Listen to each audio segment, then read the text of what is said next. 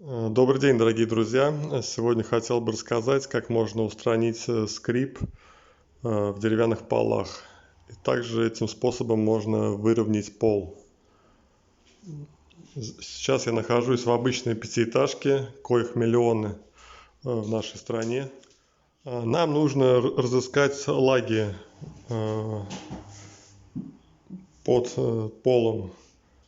Для этого нужно либо сделать пропил между досками, можно лобзиком, можно дисковой пилой, либо просто находим шляпки от гвоздей, вот они, и рядом с ними просто засверливаем отверстие для будущих саморезов.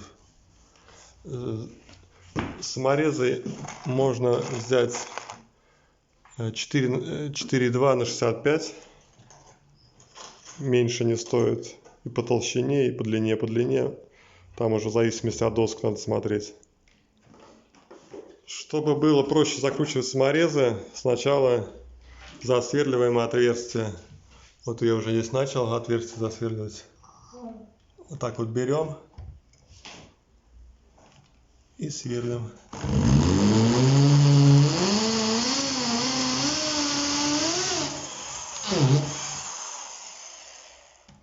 И потом уже саморез закручиваем сюда. Друзья, еще один момент.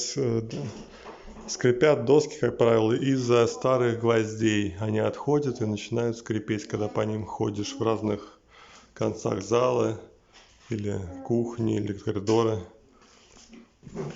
Еще один момент. Можно, чтобы проще было закручивать саморезы, их в мыльной воде искупать, и они проще закручиваются.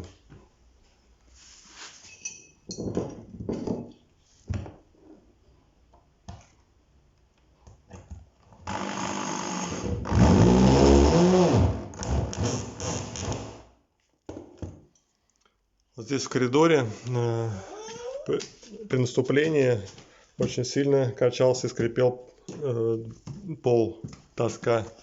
После засверливания саморезов все стало намертво. Можно, если толстая доска, больше там 12 сантиметров в ширину, можно 2 самореза, где-то один посередине.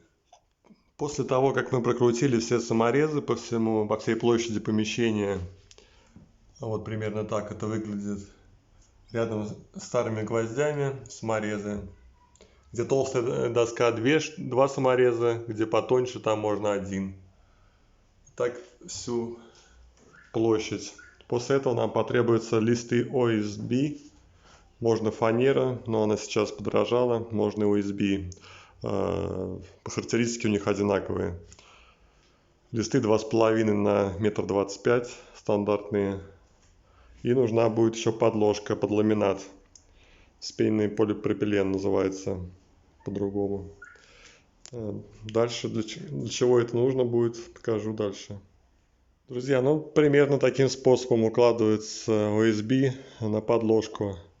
Подложка 2 мм, можно 3, это на ваше усмотрение. В принципе, 2 достаточно. OSB, напомню, 9 мм толщина. Если более-менее ровные полы, то достаточно. Если полы совсем не ровные, то 12 мм желательно взять. Вот, и саморезы прикручиваем вот такого размера.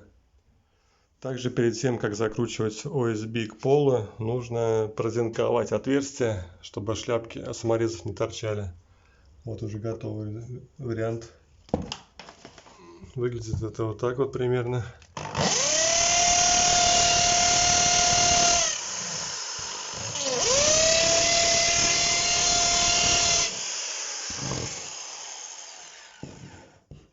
И здесь вместе саморез, чтобы последующего покрытия для финишного линолеум или ламинат, чтобы шляпки саморезов не торчали. Вот так это выглядит.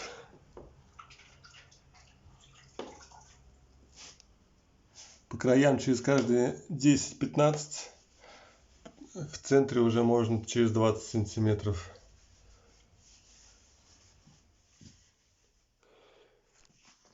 И в итоге у нас получилась вот такая красота уже, конечный результат с линолеумом.